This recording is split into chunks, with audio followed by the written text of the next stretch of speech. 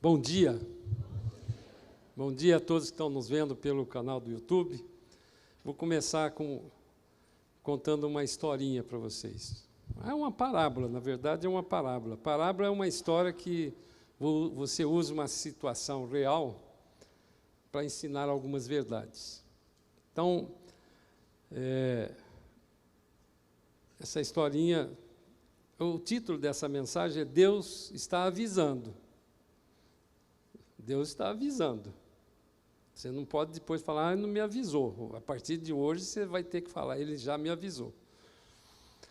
Os japoneses moram numa ilha muito pequena, uma ilha pequena comparado com a nossa área do Brasil, muito grande. E eles têm um laboratório de sismografia, porque todos os dias eles têm terremoto. Interessante que no Japão todos os dias tem terremoto. Só que eles já estão tão acostumados que algum tremedia assim não serve para eles. E eles têm espalhado na ilha, do norte ao sul, têm espalhado vários laboratórios com sismógrafos que indicam a presença desse terremoto. Mas eles observaram assim, a partir de 1955, se não me engano, eles observaram que as formigas, eles fizeram uma experiência, puseram num determinado lugar lá, um laboratório com formigueiros. Criaram uns formigueiros grandes ali, e eles observavam que, quando vinha um terremoto, antes até do sismógrafo identificar, as formigas corriam numa direção, e eles identificaram que o terremoto, que tinha o epicentro numa direção, era contrário ao lugar que eles corriam. Ou seja, as formigas avisavam, antes do equipamento de sismógrafo, que iria haver um terremoto. Então, dava tempo, algumas horas, às vezes algumas semanas, dava tempo deles tomarem alguma providência, sabendo que naquela direção, contrária ao que as formigas andaram, ia ter um terremoto. Essa parábola que eu usei para mostrar, para conferir com o que eu estou falando aqui, com o que eu vou falar, que Deus está avisando. Lá no livro de Gênesis, no capítulo 1, no versículo 14, nós vamos ver o seguinte. Quando Deus estava fazendo a criação, disse também Deus: haja luzeiros no firmamento dos céus para fazerem separação entre o dia e a noite. Ponto e vírgula. Ou seja, somado a isto, sejam eles para sinais, para estações, para dias e anos. Essa palavra que foi traduzida como sinais, no hebraico, ela tem um sentido mais amplo do que apenas um sinal. Ela pode ser traduzida por uma bandeira, por uma lembrança, por um prodígio, por um presságio, por uma advertência e por um aviso. Lá no livro a Paty podia ler para mim, lá no Oséias 3, no capítulo 3 do livro de Oséias, eu não pus na relação, no versículo 7, vamos ler nessa tradução que ela vai colocar, o capítulo 3, no versículo 7, diz que certamente o Senhor não fará coisa alguma, sem ter revelado ao seu segredo aos seus servos, os profetas. Não, Oséias 3, 7. 3, 7.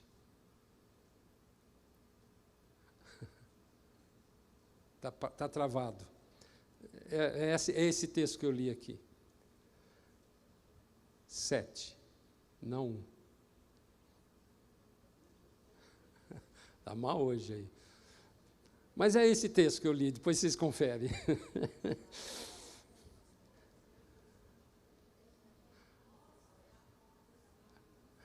É Oséias 3, 7. Pode desligar, por favor, senão confunde. Irmãos, pois, certamente o Senhor não fará coisa algumas. Eu falei Oséias? Está vendo como eles conhecem mesmo a palavra aqui? Hoje de manhã eu falei Oséias, puseram Amós. Porque eu escrevi Oséias aqui. Muito bom, obrigado, Pati. Certamente o Senhor Deus não fará coisa alguma sem primeiro revelar o seu segredo aos seus servos, os profetas. Eu estou falando aqui uma palavra profética. Quando você prega a palavra, você está sendo porta-voz da profecia de Deus. E as profecias, irmãos, elas são dadas por Deus, na palavra de Deus, e Deus é fiel, Ele cumpre aquilo que Ele promete. Então, eu vou dar 2 exemplos muito simples. Capítulo 29, não precisa pôr, não, de Jeremias, no versículo 10. Jeremias, antes de acontecer, alguns anos antes de acontecer, ele avisou para o povo que eles iam passar 70 anos no cativeiro da Babilônia. E essa passagem, ela se cumpriu rigorosamente, que 70 anos eles passaram lá. Daniel, que era muito jovem, quando foi mandado com o povo para lá, quando ele já estava bem velho, tendo passado os 70 anos, crendo na palavra de Deus. E é importante nós lembrarmos disso, porque isso que aconteceu com Daniel vai acontecer conosco, já está acontecendo conosco. Então, Daniel, lendo a palavra no capítulo 29, versículo 10 do livro de Jeremias, que tinha previsto que eles iriam passar 70 anos, ele estava vivendo nesse período, como nós estamos vivendo no final dos tempos, e ele então foi orar a Deus, sabendo que Deus iria cumprir aquilo que ele tinha prometido. E quando ele orou, e ele passou um tempo orando, e você vai lá no capítulo 9 de Daniel, você vai ver que no capítulo 9, no versículo 24 ao 27, ele recebeu uma visão, em resposta àquela oração, de que iria acontecer 490 anos para o povo de Israel, uma série de coisas. Desses 490 anos, que ele chamou de 70 semanas de 7 dias, né? A palavra shabua, no hebraico, é 7, que pode ser 7 anos, que pode ser 7 semanas. Então, ele profetizou, ele recebeu essa palavra profética de que iria acontecer uma série de coisas em 490 anos. Dessas 70 semanas, 69 já se cumpriram, portanto, não são mais profecias, são história hoje, se tornaram história. Você depois pode fazer um estudo, e está cheio de estudo hoje, escatológico, que é o estudo do final dos tempos, e, portanto, se tornou história 69. Falta uma semana, 7 anos, que é exatamente o período da grande tribulação. Então, essas profecias bíblicas se transformaram de uma promessa, de uma previsão, de um sinal, se transformaram em realidade. Então, o que eu quero falar hoje é que a igreja como corpo de Cristo, não como instituição, a igreja está sendo avisada por Deus de que nós fazemos parte dessa geração que vai ver a volta de Jesus no arrebatamento, que é uma experiência única, prevista na palavra, que somente essa geração que nasceu no dia 14 de maio de 1948 é que vai experimentar. Irmãos, isso é uma grande notícia, é um privilégio que nós, essa geração, e eu nasci em 48, não no dia 14 de maio, mas eu nasci no dia 11 de setembro, um pouco depois, e, portanto, enquanto eu estiver vivo, vocês louvam a Deus, porque vai ter o arrebatamento enquanto eu estiver vivo. Nós não vamos experimentar a morte, irmãos. Nós vamos poder experimentar uma experiência que nunca aconteceu, mas isso tem um preço. Uma vez eu preguei uma mensagem que está disponível aí no YouTube, da diferença do arrebatamento e da salvação em Cristo Jesus. Presta atenção no que eu estou falando. A palavra de Deus diz que nem todo que está dentro da igreja é salvo. As 7 igrejas que estão previstas lá no Apocalipse, elas vão cumprindo historicamente a sua história, e as 2 últimas igrejas, Filadélfia e Laodiceia, são as igrejas que representam esse tempo que nós estamos vivendo. A igreja de Filadélfia, e nós vamos ler um trecho dela aqui, é a igreja que vai subir. A igreja de Laodiceia, que é a igreja institucional, poderosa, institucionalmente, financeiramente grande, sólida, essa vai ficar. Mas todos aqueles que têm a oportunidade de ouvir a palavra com sinais e crer no seu coração, vai ser salvo, e, portanto, vai ser arrebatado antes da tribulação. A tribulação é um tempo de juízo, um tempo de ira de Deus, um tempo de juízo dele colocar a mão sobre a maldade humana. Então, esse período que antecede a tribulação de 7 anos, é um período que Jesus chamou de princípio das dores, e nós estamos vivendo isso. Domingo passado, eu estava no Espaço Gourmet conversando com 2 músicos desses nossos. E comecei a falar que eu estava naquela semana muito cansado de ver as coisas, as notícias, ver as coisas que estão acontecendo no mundo, não somente no Brasil, mas no mundo de modo geral, que eu estava sentindo um peso muito grande de um ataque sobre o cristianismo, sobre os cristãos, sobre a forma de você falar e testemunhar de Jesus, e você vai existindo uma resistência, uma rejeição, você vai experimentando isso.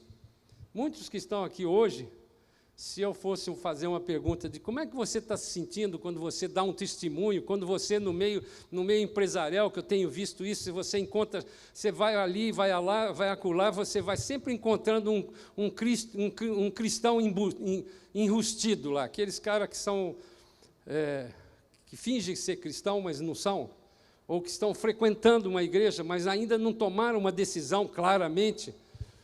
E eu estava sentindo, estava reclamando isso, e esses 2 músicos falaram, pastor, eu não tenho tido mais alegria, nós estamos sendo resistidos. Quando eu entro num trabalho, quando eu falo de Jesus, eu no segundo momento já não sou mais contratado, eu sou rejeitado por isso, porque só o testemunho de Jesus, de falar, já cria uma barreira. Então, Jesus, lá no capítulo 24 do livro de Mateus, vou ler o versículo 1 em diante, diz assim: tendo Jesus saído do templo, ia se retirando quando se aproximaram dele os seus discípulos para lhe mostrar as construções do templo, que existia ainda naquela época. Ele, porém, lhes disse: não vedes tudo isto? Mostrando o templo para eles. Em verdade vos digo que não ficará aqui pedra sobre pedra que não seja derribada.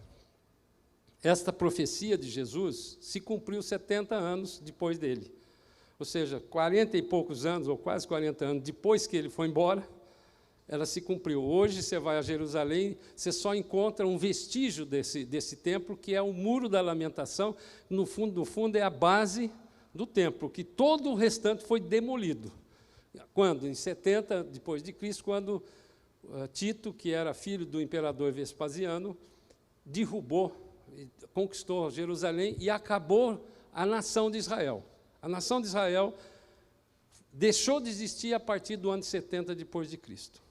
E é importante você guardar essa informação para a continuidade dessa palavra. No versículo 3, ele continua: no Monte das Oliveiras achava-se Jesus ainda sentado, quando se aproximaram dele os discípulos, em particular, e lhe pediram. Fizeram 3 perguntas para Jesus: diz-nos quando sucederão essas coisas, que sinal haverá da tua vinda e da consumação do século, ou do fim dos tempos. E ele lhes respondeu: vede que ninguém vos engane, porque virão muitos em meu nome, dizendo, eu sou o Cristo, e enganarão a muitos, e certamente ouvireis falar de guerras, rumores de guerra. Vede, não vos assusteis, porque é necessário assim acontecer, mas ainda não é o fim. Se você fizer uma pesquisa rápida, ou lembrar daqueles que são mais velhos como eu, no século XX aconteceram 2 guerras mundiais, em que envolveu praticamente o mundo todo. Morreram milhões de pessoas, não somente os 6 milhões de judeus, mas morreram milhões de pessoas. E não esqueça que até aquele momento ainda não existia Israel. Depois das 2 guerras, teve a guerra da Coreia, teve a guerra do Vietnã, teve a guerra do Irã e do Iraque, e ainda no século XXI continua tendo guerra. A Rússia, há mais de um ano, entrou lá na Ucrânia fazendo guerra. Esses são, sem contar os pequenos conflitos que aconteceram nesse século XX inteiro e já no início do século XXI. Versículo 7, ele continua dizendo, porquanto se levantará nação contra nação, reino contra reino, e haverá fomes e terremotos em vários lugares. Porém, tudo isso é o princípio das dores. E então sereis atribulados e vos matarão, sereis odiados de todas as nações por causa do meu nome. O cristianismo, irmãos, está cada vez mais perseguido no mundo todo. Essa resistência, que você já tem percebido isso no Brasil, mas que na Europa, nos Estados Unidos, que é o berço da democracia e do cristianismo, do cristianismo moderno, não tem mais crente na Europa. É uma coisa impressionante isso. Eles foram substituindo as igrejas que foram construídas por boate, por casa de show, por qualquer coisa, menos crente. Ninguém mais crê na palavra de Deus. Relativizamos, nós temos sido atacados violentamente por Satanás, porque isso faz parte do tempo do fim. Então, o versículo 10 ele continua, nesse tempo, que ele está se referindo é esse tempo que nós estamos vivendo hoje. Muitos hão de se escandalizar, trair e odiar uns aos outros. Levantar-se-ão muitos falsos profetas e enganarão a muitos. E por se multiplicar a iniquidade, o amor se esfriará de quase todos. Aquele, porém, que perseverar até o fim, esse será salvo. E será pregado este evangelho do reino por todo o mundo para testemunho a todas as nações. E então virá o fim. Irmãos, aqui tem uma cronologia nesse trecho que nós lemos. Há uma cronologia e o final disso é que o evangelho vai ter condições tecnológicas de ser pregado a todo mundo. Naquele tempo que Jesus estava lá, não tinha telefone, não tinha internet, não tinha inteligência artificial, não tinha televisão, não tinha carro, não tinha avião, não tinha as condições de você pregar o evangelho a toda criatura, a todo mundo. Hoje tem. Em qualquer lugar do mundo você atinge, até mesmo uma remota tribo no meio da selva amazônica, se puser uma antena do Starlink, você liga a internet e ouve. Todas as condições necessárias para pregar o evangelho a toda criatura já existe hoje. E então virá o fim. Esses sinais que Jesus avisou já estão aqui. Fazem parte do nosso dia a dia. Mas há uma cronologia para poder dar condições de você, no princípio das dores, que é a preparação para o período chamado de tribulação de 7 anos, que é a última semana que falta ser cumprida das 69 que Daniel profetizou,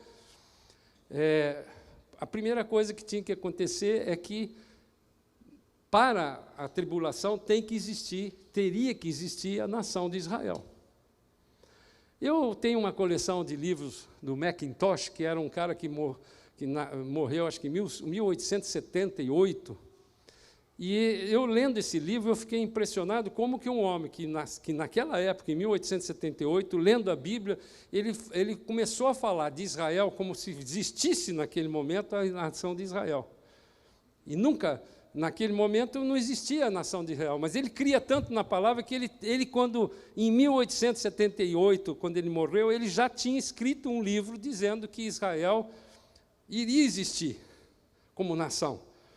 E o capítulo 66 do livro de Isaías tem uma passagem que diz que pode uma nação nascer em um dia. Foi profetizado por Isaías 700 anos antes de Cristo. Ele profetizou que em um dia a nação de Israel iria ser refundada. E isso aconteceu no dia 29 de novembro de 1947, na Resolução 181, que Oswaldo Aranha presidiu da reunião da ONU, e foi fundada em um dia a nação de Israel. 14 de maio do ano seguinte, de 1948, a nação de Israel foi declarada existente em cima da Resolução 181 da ONU. E em junho de 67, o general Moshe Dayan tomou a cidade de Jerusalém, que era a última coisa que faltava para que eles transformassem Jerusalém na capital de Israel. Porque Jesus tinha previsto que o tempo do fim vai acontecer quando terminar o tempo dos gentios pisarem Jerusalém. Então, irmãos, tem um tempo que já está correndo, o relógio já está correndo desde junho de 1967, até quando não sabemos, porque a Bíblia não diz nem o dia nem a hora, mas a gente pode, mais ou menos, adivinhar em cima da palavra que nós estamos próximos da volta de Jesus. Apocalipse 3:10, ele vai falar, então, da igreja, que é o tipo da igreja que vai ser arrebatada. Porque guardaste a palavra da minha perseverança, também eu te guardarei da hora da provação que há de vir sobre o mundo inteiro, para experimentar os que habitam sobre a terra. Essa palavra, no grego, experimentar, ela tem o sentido de pôr à prova aquele que habita. Esse habita é aquela palavra famosa que todo mundo já sabe, que é katoikel, que é uma habitação definitiva. Habitação definitiva para aquele que se identifica e tem amor ao lugar que ele habita. Quer dizer, eu moro num endereço aqui em Barueri, e definitivamente eu gosto de morar nesse lugar, e eu sou desse mundo, e eu gosto de tudo aquilo que esse mundo está me dando. Este tipo de gente é que vai ser experimentada na grande tribulação. O que Jesus falou que eu e você somos? Nós não somos desse mundo. Esse mundo, a palavra mundo é cosmo, e que é um sistema dominado pelo príncipe desse mundo, que Jesus mesmo falou que era Satanás. Então, o crente, cada vez mais, a palavra de Deus está mostrando isso para mim e para você, que cada vez mais você vai perdendo a vontade de ficar nesse sistema desse mundo. Você percebe que as coisas estão ficando muito chatas de viver? Não é para mim, que já tenho um pouco mais de idade, que as coisas estão ficando desconfortáveis de viver. A alegria das coisas que você experimenta desse mundo, que o mundo pode te dar, que esse sistema pode te dar, mesmo os jovens, eu tenho testemunhado isso como pastor, tenho aconselhado jovens que estão ficando sem entender por quê, e aí criando uma ansiedade, criando um pânico, criando um medo de viver, porque as coisas estão parecendo muito chatas mesmo nesse mundo, está muito chato viver. Essa é uma das sensações do final dos tempos, que Deus está fazendo com que Ele tire a vontade do cristão verdadeiro, aquele que conhece Jesus, aquele que tem experimentado as virtudes do Senhor. Ele tem aprendido sabe, eu gostava tanto dessas coisas, mas agora eu não estou muito.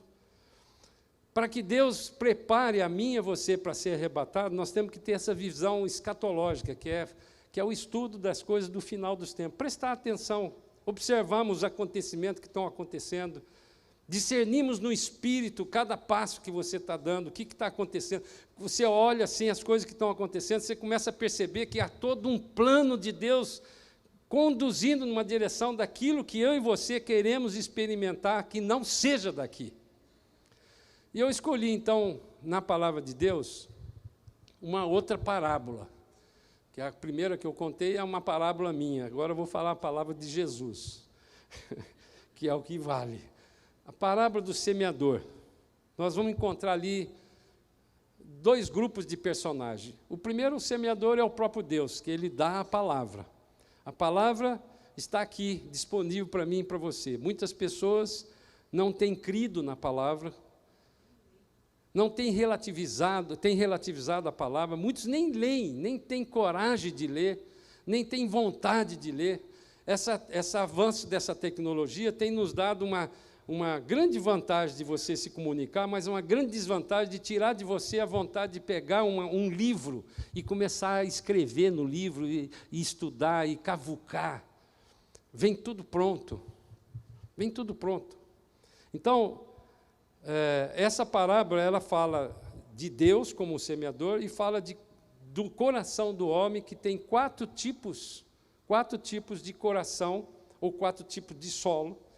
E você, como agricultor, aquele que foi agricultor, que sabe da agricultura, que gosta de agricultura, sabe que a semente, ela tem um trabalho, mas você tem um trabalho antecipado na semente para acontecer.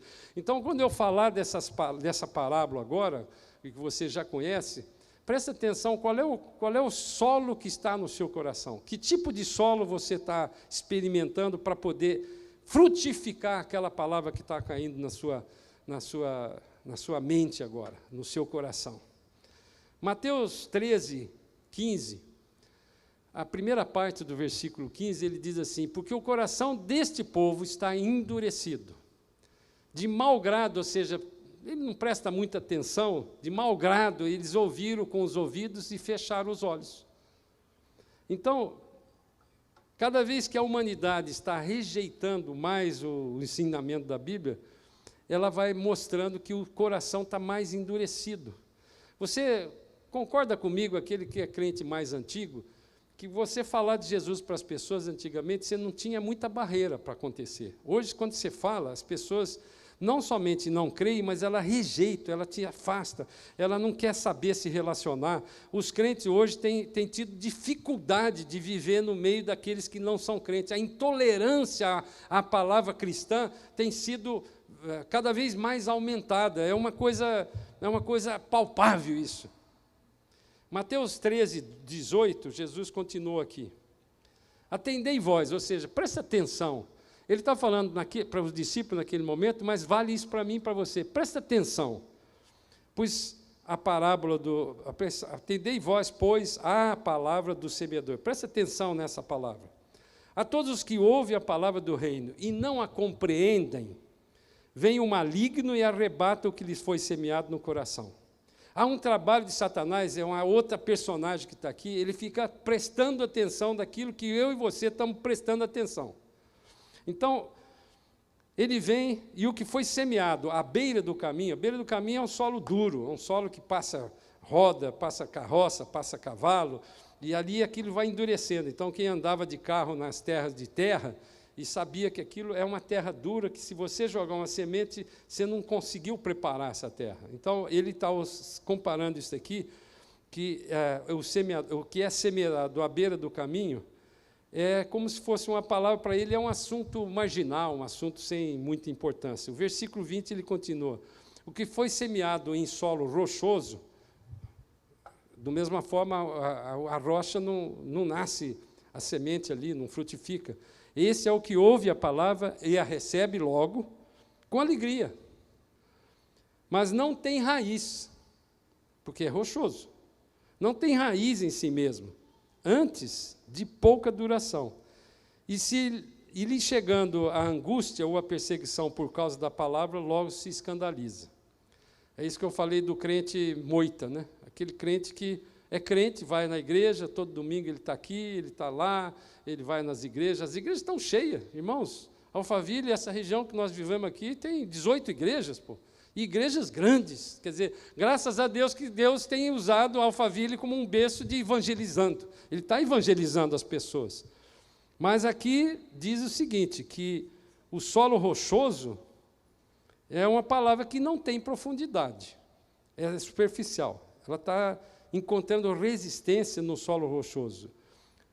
E o terceiro tipo é o que foi semeado entre os espinhos, no versículo 22, é o que ouve a palavra, porém os cuidados do mundo e a fascinação das riquezas sufocam a palavra, e ela fica infrutífera. O amor ao dinheiro, ou a falta do dinheiro, sufoca a palavra. É isso que a palavra de Deus está dizendo aqui. Eles tiram o nosso entendimento.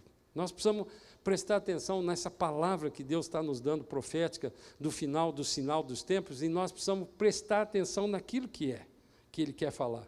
E o versículo 23, ele diz, mas o que foi semeado em boa terra é o que ouve a palavra e a compreende. Irmãos, tem muitos crentes que se convertem, têm curiosidade, têm vontade de conhecer a palavra, mesmo que ele não entenda.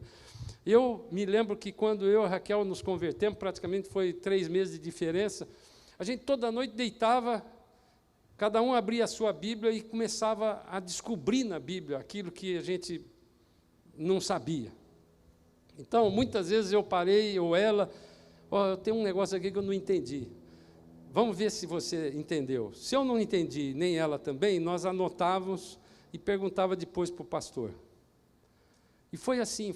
Eu descobri que dar o dízimo era uma bênção, e eu fui experimentando isso desde o começo. Aí um dia eu falei, puxa, eu não sei porque eu estou falando do dízimo agora, mas foi uma coisa que eu me lembrei. Eu tinha menos de um mês de convertido, frequentava uma igreja lá em Poá, muito pequena, o chão era de terra, para você ter uma ideia.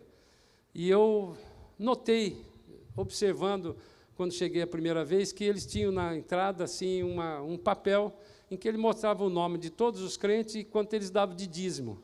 Era um costume daquela igreja, a Igreja Batista. Uma igreja muito pequena, cheia de pobre, que todo mundo ganhava mais ou menos a mesma coisa. Eu assustei com aquilo. quando eu soube que eu tinha que dar o dízimo. E aí eu rapidamente fiz as contas e falei, puxa, o meu dízimo vai ser maior do que a somatória de todos esses aqui. E eu não quero botar o meu nome lá, não, porque eu vou ficar aparecendo.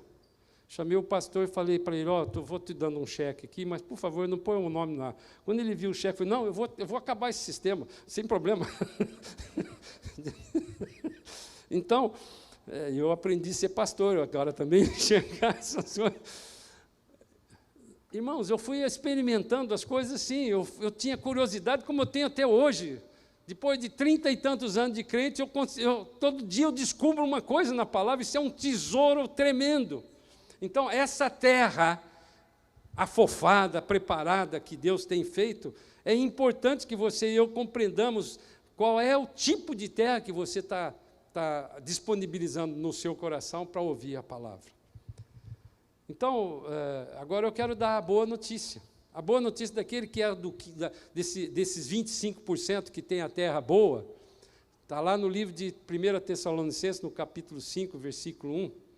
Quando Paulo vai falar com os Tessalonicenses naquela época estavam num conflito, que eles estavam sofrendo, e eles estavam achando que aqueles que morreram antes, como é que eles iam ficar no arrebatamento, ou quando Jesus viesse buscar a igreja? Eles estavam achando que Jesus estava próximo a buscar a igreja, porque eles estavam sofrendo.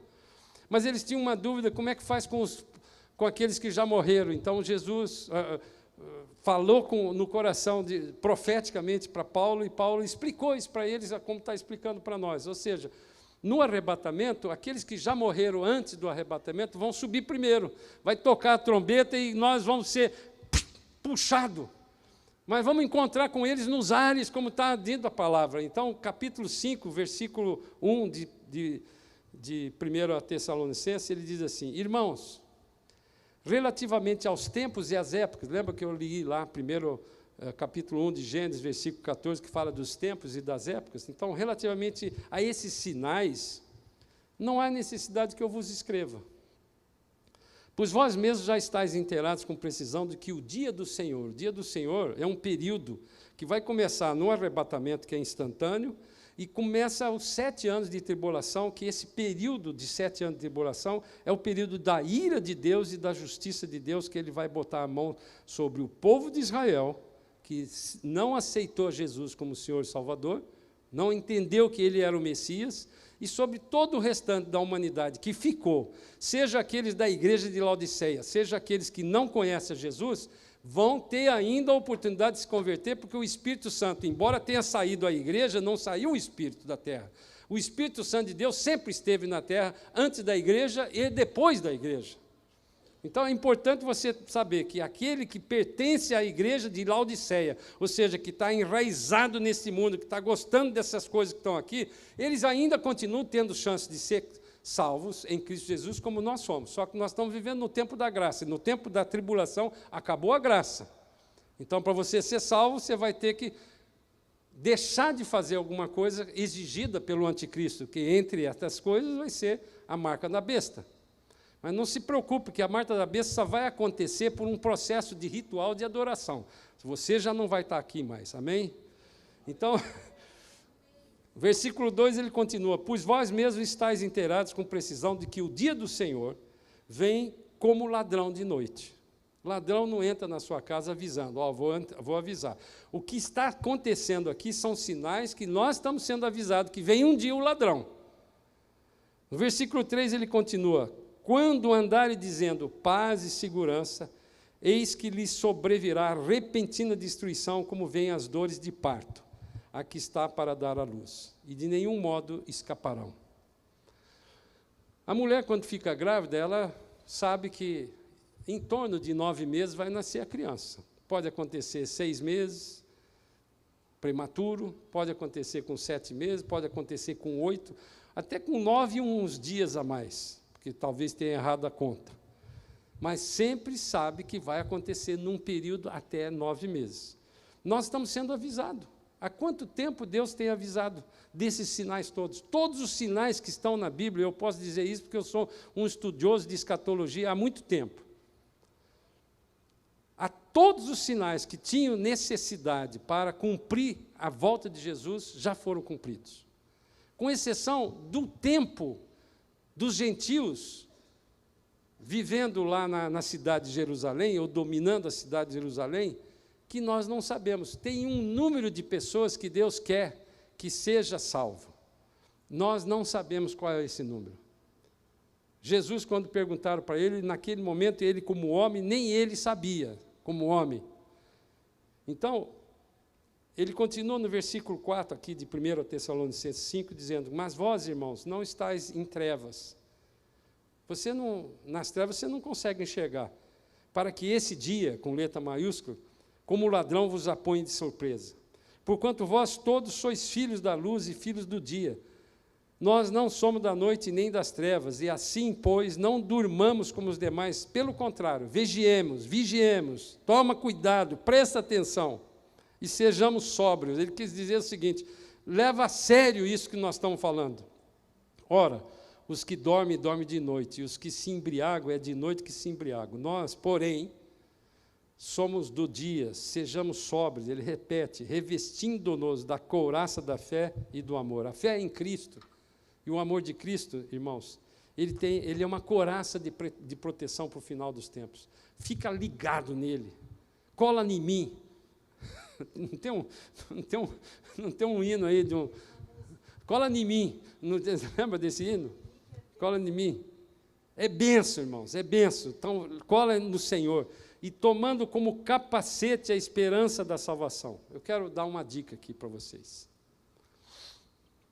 Eu tomei uma decisão há um ano atrás, menos de um ano atrás, que eu não quero mais saber de nada de notícia. Todas as notícias que eu recebo, que eu vejo que não posso resolver, eu nem olho.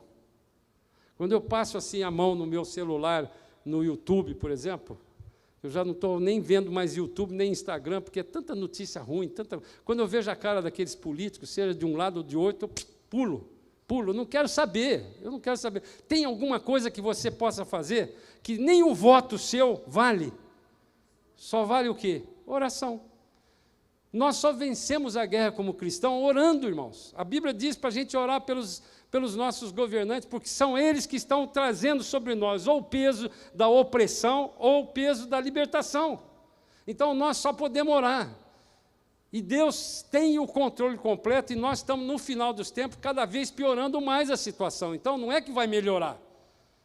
Eu gostaria de falar: não, irmãos, continue orando que as coisas vão melhorar. Não vão melhorar, elas vão só piorar. Não vão melhorar, para nós ela pode melhorar, porque assim como ele fez com o povo que saiu do Egito, ele livrou aquele povo com 10 pragas, porque em cada uma daquelas pragas ele trouxe um livramento para o povo dele.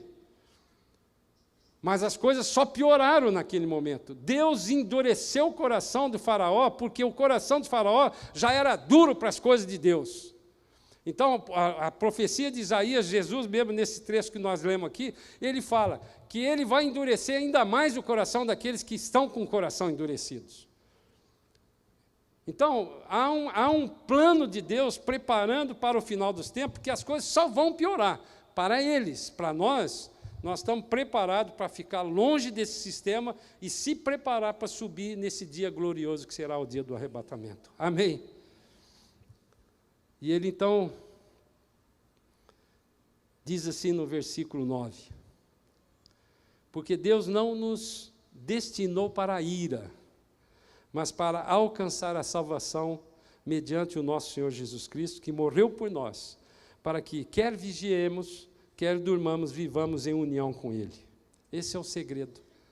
Quanto mais você estiver próximo de Jesus, mais protegido você vai estar contra todas essas maldades do período que ele mesmo chamou de princípio das dores. Não se iluda, irmão. Se alguém está te dizendo que as coisas vão melhorar, não vai melhorar, só vai piorar. Portanto, perca essa mania de ser todo dia ficar olhando Jornal Nacional, Jovem Pan. Eu estou fazendo propaganda negativa mesmo, não veja nada dessas porcarias, porque isso é tóxico para você. O tempo que você pega a Bíblia e fala: o que o Senhor está falando para esse final dos tempos? Alimenta da palavra, porque a palavra ela transforma a sua vida. Você passa a enxergar as coisas não do jeito que você está vendo, mas com a fé em Cristo Jesus. Começa a se alimentar daquilo que Deus pode dar em esperança. E ele fala no versículo 11, consolai-vos, pois uns aos outros e edificai-vos reciprocamente, como também estáis fazendo. A pergunta que eu fiz quando Deus falou profeticamente para mim, essa coisa assim, qual é o meu solo hoje? Porque você pode ter, no dia que você aceitou Jesus, você pode ter tido o seu coração pronto para receber aquela palavra, receber a Jesus como Senhor Salvador, proferindo com a sua boca, crendo no coração, você escreveu o seu nome no livro da vida, você está salvo em Cristo Jesus. Mas qual é esse momento que nós estamos passando de princípio das dores, esse momento em que as coisas estão apertando ao nosso derredor, e muitos de nós estamos sofrendo aqui. E eu quero orar aqui hoje com você, porque muitos que estão aqui sofrendo, assim como Deus fez com o povo, quando arrancou o povo lá do Egito, Ele vai fazer com você, porque mesmo que aconteça, você vai ser empregado, mesmo que aconteça, você vai pagar a sua dívida, mesmo que aconteça que aquele câncer Deus vai curar, mesmo que aconteça que aquela relação quebrada da sua família, Deus vai resolver, porque Deus está preocupado com a minha e a sua salvação. Ele veio para nos salvar. Nós lemos isso aqui agora. Nós não fazemos parte desse sistema, nós somos fora desse mundo. Se você quer ficar nesse mundo, você tem uma chance de se converter nos 7 anos. Fique à vontade. Só que você vai ter que morrer. Você já imaginou se é possível você não ser achado? Se é possível você não ser achado com essa alta tecnologia que tem hoje? Irmão, você pega o telefone, desliga o telefone, põe do seu lado. Outro dia nós estávamos falando sobre cidadania italiana. Meu passaporte venceu e eu precisava trocar o passaporte italiano. Eu liguei o celular no dia seguinte e já estava uma série de ofertas lá para agendar para o italiano. O telefone desligado já é um espião. Quando eu tiver a internet 5G no mundo, que já tem em alguns lugares do mundo, já tem internet 5G. O dia que tiver internet 5G, em qualquer lugar do mundo você vai falar com o celular. O celular vai ser uma forma, então eu não vou ter mais celular. Ok. Mas o que a Bíblia diz? Que vai ter um momento em que você vai ter que ser o seu próprio dinheiro. Hoje você põe R$200 no seu bolso e sai, você passa meses sem usar essa nota, porque tudo é com cartão. Daqui a pouco, mas muito pouco, já tem toda a tecnologia pronta, eles vão botar um chip na sua, uma coisinha na sua mão ou na sua testa, como diz a palavra de Deus lá em Apocalipse, capítulo 12, 13, você vai ter uma marca, você é o dinheiro, você passa no caixa, passa a mão ou passou a testa, porque você pode ter perdido a mão lá na Arábia Saudita, você rouba e corta a mão, né? A mão direita. Então, você pode ser um maneta, mas você tem a testa, você tem que ter. Então, passou lá, acredita na conta do supermercado, debita na sua conta. Você é o dinheiro, você é o meio de pagamento. Os meios de pagamento que tem hoje, cheque ninguém usa. Dinheiro já está quase ninguém usando. Qualquer lugar que você vai, você dá em dinheiro no estacionamento, não tem o troco, então você tem que dar o cartão. Daqui a pouco nem cartão mais, você é o dinheiro. Tecnologia para isso? Está pronta. Não precisa mais nada, nada mais precisa. Então, irmãos, preste atenção, qual é o solo, o tipo de solo que está o seu coração? Eu fiquei apavorado quando Deus falou comigo essa semana. Porque eu, como crente, como pastor, não só vejo, tem certas pregações que falam assim, poxa, se o fulano tivesse aqui para ouvir essa mensagem, não é assim que a gente faz? É sempre o outro que a gente tem que ouvir, né? Mas essa palavra é a palavra que falou comigo. Como está o meu coração hoje? Eu tinha um solo preparado para receber a palavra. Preparado por quem? Quantas pessoas já oraram por mim e por você antes de você ser crente, irmãos? Você pensa que não?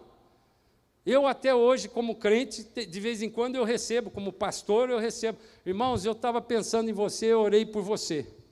Deus levanta pessoas, eu já experimentei isso, já contei algumas vezes, levanta, traz à sua memória coisas para você orar por uma pessoa.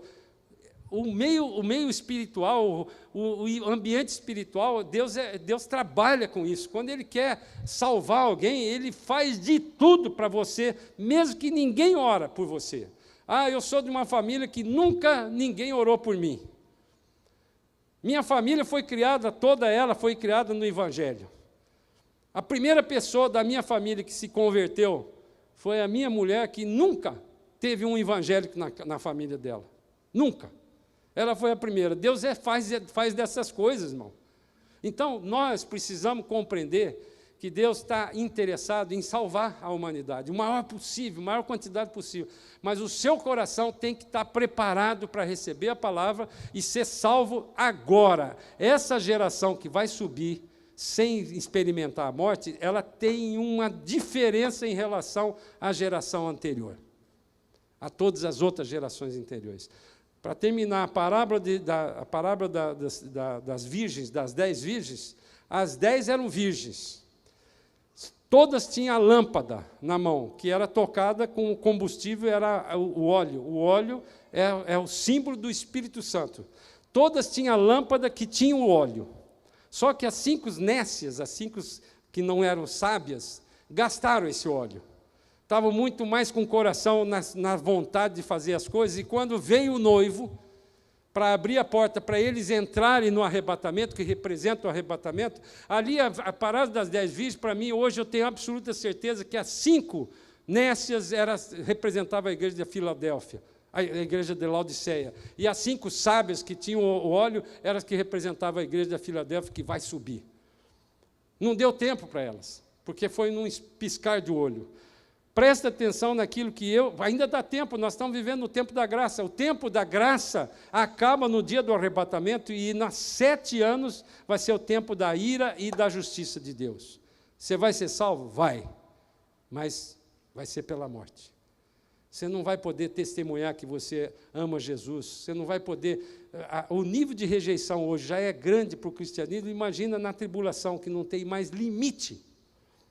Esse negócio de democracia, esse negócio de respeito humano, acabou, irmãos. Acabou. Na tribulação não vai ter nada disso. Vai ter um ditador mandando vir em você e toda a humanidade vai achar ótimo. A maioria vai achar ótimo. Então, eu quero orar agora. Eu sei que essa palavra é uma palavra pesada, mas ela é uma palavra que veio do Senhor. É profética para mim e para você. Nós estamos vivendo no tempo da graça, e enquanto você tiver tempo, não perca esse tempo, irmãos. A palavra de Deus é para nos confortar, consolai-vos uns aos outros. Eu estou querendo falar uma palavra de consolo, ainda dá tempo. Jesus pode voltar hoje, na hora que eu sair daqui para almoçar, Ele pode levar a gente. Você já pensou que coisa maravilhosa o dia que nós estivemos num domingo aqui pregando e de repente, sumiu todo mundo. Não tem mais ninguém aqui. E no outro domingo, irmãos, não vai ter pregador para pregar nessa igreja. O dono desse prédio aqui vai ficar com prejuízo. Ou ele vai vender para uma boate. Porque é isso que vai acontecer. Então, nós precisamos compreender que Jesus, nós estamos ainda vivendo no tempo da graça. Não perca tempo, irmãos. Presta atenção, aí ele está falando isso. Se o Espírito Santo de Deus, que é o que convence da justiça, do juízo e do pecado, está falando com o seu coração, entregue o seu coração agora para Ele. Senhor, eu quero que o meu coração seja preparado para receber a palavra, seja terra boa. Eu quero fazer parte desses 25% que vão subir quando o Senhor vier buscar a igreja. Vamos ficar de pé e eu quero orar e colocar as nossas vidas no seu altar, Pai. Eu quero clamar, Pai, que o Senhor venha ouvir o nosso clamor, Pai. Que essas coisas do mundo que têm nos agradado muitas vezes, nós queremos entregar tudo isso para o Senhor e agradecer, porque o Senhor é bom, o Senhor continua fazendo com que o dinheiro nos sirva, Pai. Mas a falta do dinheiro também muitas vezes nos prova, Senhor. E eu quero colocar então os nossos corações e que o Senhor venha como agricultor preparar esse meu coração para receber essa palavra. Eu quero confessar aqui com a minha boca, Pai, os meus pecados e clamar que o Senhor venha trazer uma fé sobrenatural para que eu possa arrepender desses pecados, Pai. Aquilo que está impedindo de eu ter a unidade com o Senhor, de estar protegido pelo Senhor nesse tempo difícil que nós estamos vivendo, e cada vez mais vai piorar, Pai, que o Senhor possa nos preparar, nos dar a alegria e a segurança em Cristo Jesus, que nós possamos verdadeiramente ficar longe desse sistema maligno que tem imperado nesse mundo e cada vez vai piorar mais. Senhor, eu coloco a minha vida no seu altar, eu quero confessar o pecado. Irmãos, aí no seu lugar, o Espírito Santo de Deus está falando com você. Se houver algum pecado de estimação que você não está conseguindo largar, confessa isso para o Senhor. A palavra diz que o arrependimento é mudar de direção, não é remorso, Pai. Não é remorso, você tem que ter um arrependimento genuíno. Eu não quero mais praticar isso. Senhor, me dê forças para praticar, para abandonar esse pecado.